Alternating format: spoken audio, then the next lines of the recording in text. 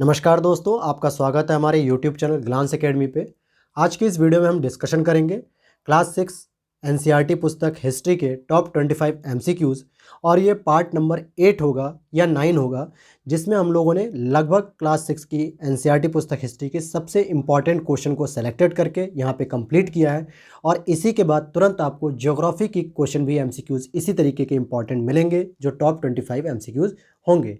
अगर आप लोगों ने अभी तक चैनल को सब्सक्राइब नहीं किया है तो प्लीज़ चैनल को सब्सक्राइब करके बेल नोटिफिकेशन को ऑन कर लीजिएगा। चलिए हम शुरू करते हैं अपने पहले प्रश्न से। ईसा की प्रारंभिक शताब्दियों में भारत तथा रोम के बीच घनिष्ठ व्यापारिक संबंधों की सूचना किस पुरास्थल की खुदाइयों से प्राप्त होता है? तो डी ऑप्शन सही हो जाएगा, अरिकमेडु। नेक्स्ट प्रश्न को देखते हैं।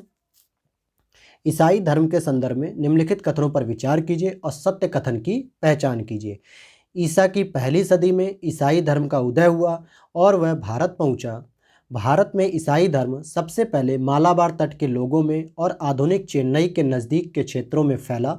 आरंभिक ईसाई लेखकों ने ईसा के जन्म के समय से वर्षों की या संवत्सर की गिनती करने की नई प्रथा चलाई। तो तीनों ही सही स्टेटमेंट होंगे, 1, 2, 3, इसलिए डी ऑप्शन सही हो जाएगा।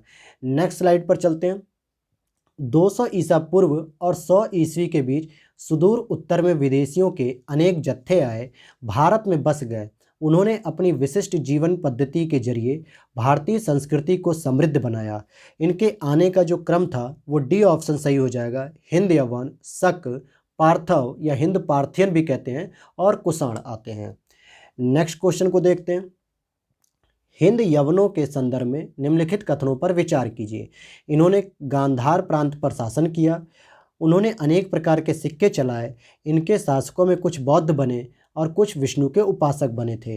तो तीनों ही स्टेटमेंट सही हैं, इसलिए डी ऑप्शन सही हो जाएगा। 1, 2, 3। नेक्स्ट क्वेश्चन पर चलते हैं। शकों से संदर्भित निम्नलिखित कथनों पर विचार कीजिए। शक लोग पश्चिम भारत में आए और उन्होंने सिंध तथा सौराष्ट्र को रौंद डाला। शकों का सर्वाधिक प्रसिद्ध राजा रुद्रदामन था। तो ये दोनों ही स्टेटमेंट सही हैं, 1 और 2। और रुद्रदामन का जो जूनागढ़ अभिलेख है ये महत्वपूर्ण माना जाता है। जूनागढ़ अभिलेख महत्वपूर्ण है। नेक्स्ट प्रश्न पर चलते हैं। कनिष्क के संदर्भ में निम्नलिखित कथनों पर विचार कीजिए। कौन सा कथन सत्य है, उनकी पहचान कीजिए। यह बौद्ध धर्म का अनुयायी था तथा बौद्ध विहारों के निर्माण के लिए धन दिया। इसी के शासनकाल में चौथी बौद्ध महासंगति का आयोजन हुआ था। दोनों ही स्टेटमेंट सही हैं। ध्यान दीजिएगा, बौद्ध धर्म की महायान शाखा का जो है कि ये महायान शाखा का कनिष्क समर्थन करता है, यानी उसका अनुयायी होता है। और जो चौथी बौद्ध संगति हुई थी वो कश्मीर के कुंडलवन ग्राम में हुई थी। कहाँ पे हुई थी? कश्मीर के कुंडलवन ग्राम में पहली ईस्वी में हुई थी। नेक्स्ट प्रश्न की ओर चलें। गांधार कला शैली एक संश्लेषण है भारतीय और यूनानी कला का। डी ऑप्शन सही हो जाएगा। नेक्स्ट स्लाइड पर चलते हैं। बौद्ध धर्म के संदर्भ में निम्नलिखित कथनों पर विचार कीजिए और कौन सा कथन सत्य है उसकी पहचान कीजिए। बोधिसत्व उन त्यागी पुरुषों को कहा जाता है जो इस धरती पर बुद्ध से पहले पैदा हुए थे। महायान संप्रदाय में अनेक प्रकार के अनुष्ठानों का प्रचलन था और बोधिसत्वों की पूजा की जाती थी। तो दोनों ही स्टेटमेंट सही हैं, सी ऑप्शन सही हो जाएगा। क्योंकि महायान शाखा में महात्मा बुद्ध को एक भगवान का दर्जा दे दिया गया था और भगवान के दर्जे के रूप में उनकी मूर्तियां बनाई गई, पूजा पाठ की जाती थी उनकी, और बोधिसत्व के रूप में उनको माना जाता था। नेक्स्ट स्लाइड पर चलते हैं। गुप्त राजवंश के संदर्भ में निम्नलिखित में से कौन सा कथन असत्य है, गलत पूछ रहा है यहाँ पर। इस राजवंश का उदय ईसा की चौथी सदी में हुआ था। इसने उत्तर भारत के एक बड़े भाग पर विशाल राज्य की स्थापना की थी। इसका शासन 500 साल से अधिक समय तक कायम रहा।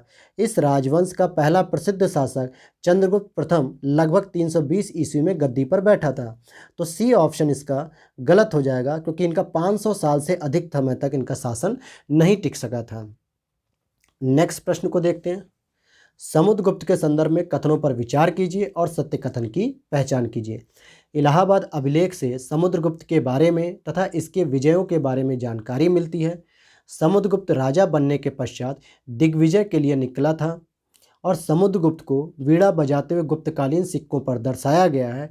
तीनों ही स्टेटमेंट सही हैं, इसलिए डी ऑप्शन सही हो जाएगा। नेक्स्ट क्वेश्चन को देखते हैं। चंद्रगुप्त द्वितीय के संदर्भ में निम्नलिखित कथनों पर विचार कीजिए और सत्य कथन की पहचान कीजिए। यह समुद्रगुप्त का पुत्र था जो विक्रमादित्य के नाम से प्रसिद्ध था। इसने पश्चिम भारत में गुप्तों को परेशान करने वाले शकों पर चढ़ाई करके विजय प्राप्त की थी। विद्या और कलाओं के संरक्षक के रूप में इसे सबसे अधिक स्मरण किया जाता है। तीनों ही स्टेटमेंट सही हैं, इसीलिए यहाँ पर डी ऑप्शन सही हो जाएगा। अगले प्रश्न को देखते हैं। चीनी यात्री फाहियान के संदर्भ में निम्नलिखित कथनों पर विचार कीजिए और कौन से कथन सत्य हैं उनकी पहचान कीजिए। वह 399 ईस्वी में चीन से रवाना हुआ और गोबी मरुस्थल तथा मध्य एशिया को पार करके भारत पहुंचा। उसने बौद्ध ग्रंथों का अध्ययन किया और अपने साथ चीन ले जाने के लिए पुस्तकें इकट्ठी की।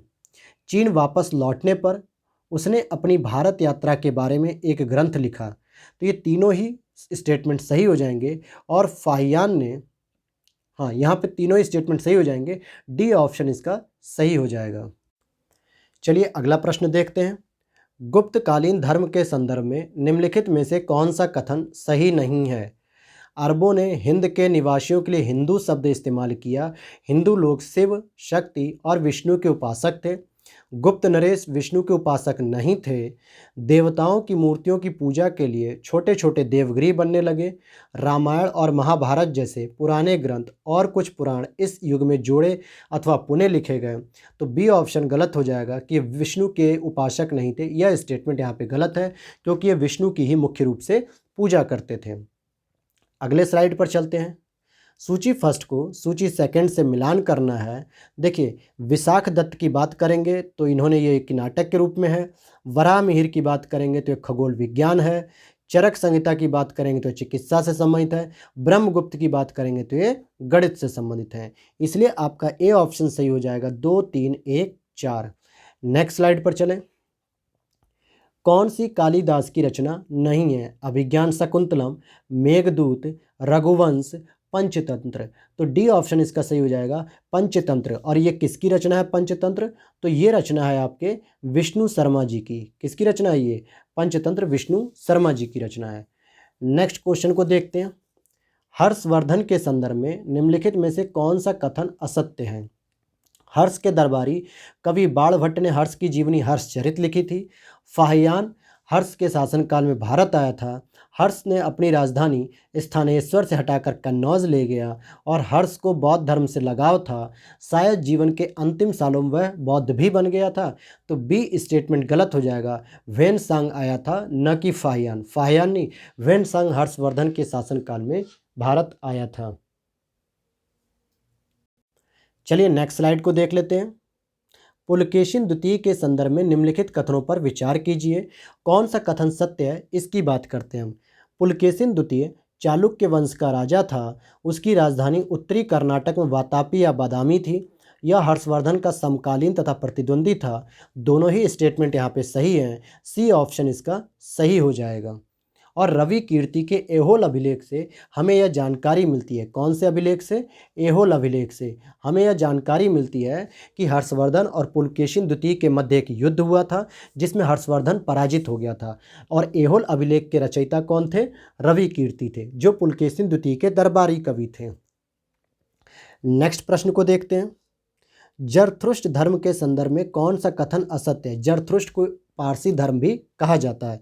जरथुष्ट्र धर्म का उपदेश 600 ईसा पूर्व के कुछ पहले जरथुष्ट्र ने दिया था। ईरान के महान हखमनी सम्राट जरथुष्ट्र धर्म के अनुयायी थे।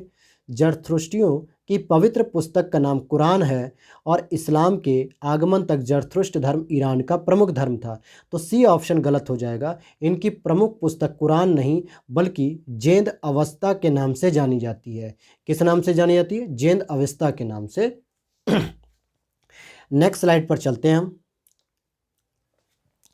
तमिल संतों के संदर्भ में निम्नलिखित कथनों पर विचार कीजिए और सत्य कथन की पहचान कीजिए। वे जगह जगह घूमते हुए विष्णु या शिव की स्तुति में गीत गाते थे और अलवार विष्णु के उपासक जबकि नैनार शिव के उपासक थे। ये दोनों ही कथन सही हैं। सी ऑप्शन इसका सही हो जाएगा। अक्सर बच्चों को कन्फ्यूज़न होता है नैनार और अलवार में, तो देखिए न से नयन होता है और नयन किसके लिए फेमस है? शिव जी के लिए फेमस है। यानी जो तीसरी नेत्र होती है उससे संबंधित आप इसको कर सकते हैं एक ट्रिक के रूप में कि नयन से शिव जी हो जाएंगे, यानी कि नैनार शिव धर्म के और अलवार विष्णु के। नेक्स्ट प्रश्न की ओर चलें। पल्लव राजाओं के शासनकाल के दौरान निर्मित मंदिरों के संदर्भ में निम्नलिखित कथनों पर विचार कीजिए। कौन सा कथन सत्य है उसकी पहचान कीजिए। महाबलीपुरम का रथ मंदिर कुछ विशाल चट्टानों को काटकर बनाया गया, जबकि कांचीपुरम का मंदिर प्रस्तर खंडों से बनाया गया है। मंदिर के एक सिरे पर एक कक्ष में मूर्ति रखी जाती थी और इस कक्ष की छत एक ऊंचा शिखर बनाया जाता था। तो सी ऑप्शन सही हो जाएगा, 1 और 2। अगली स्लाइड पर चलते हैं। अंकोर वाट और बोरोबुदुर के मंदिर के संदर्भ में निम्नलिखित कथनों पर विचार कीजिए और सत्य कथन की पहचान कीजिए। कंबोडिया के अंकोर वाट के नज़दीक बयान में भव्य बौद्ध स्तूप का निर्माण हुआ है। जावा में बोरोबुदुर आज भी उस क्षेत्र का सबसे भव्य मंदिर है। दोनों ही स्टेटमेंट सही हैं। सी ऑप्शन सही हो जाएगा। आपसे पूछा भी जाता है कि अंकोर वाट का प्रसिद्ध मंदिर किस देश में स्थित है, तो उसका सही जवाब हो जाएगा कंबोडिया में। नेक्स्ट स्लाइड पर चलते हैं। पैगंबर मोहम्मद के संदर्भ में निम्नलिखित में से कौन सा कथन असत्य है? इनका जन्म ईसा की 6वीं शताब्दी के अंत में अरब में हुआ था। इन्होंने एक नए धर्म इस्लाम का प्रवर्तन किया था। मुस्लिम संवत हिजरी 622 ईस्वी से आरंभ हुआ और इनकी मृत्यु 832 ईस्वी में हुई। यह गलत है, तो डी ऑप्शन यहाँ पे गलत हो जाएगा। नेक्स्ट स्लाइड पर चलते हैं।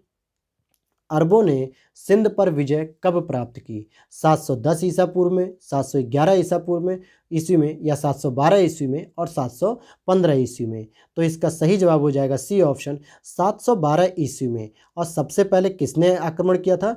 तो मोहम्मद बिन कासिम ने किया था। किसने किया था? मोहम्मद बिन कासिम ने जो है कि भारत पर आक्रमण किया था, सबसे पहले सिंध पर, और उसे विजय भी प्राप्त की थी। तो ये थे आपके टॉप 25 MCQs। चलिए हम आपको मिलते हैं अब आपको नेक्स्ट वीडियो के साथ। जय हिंद।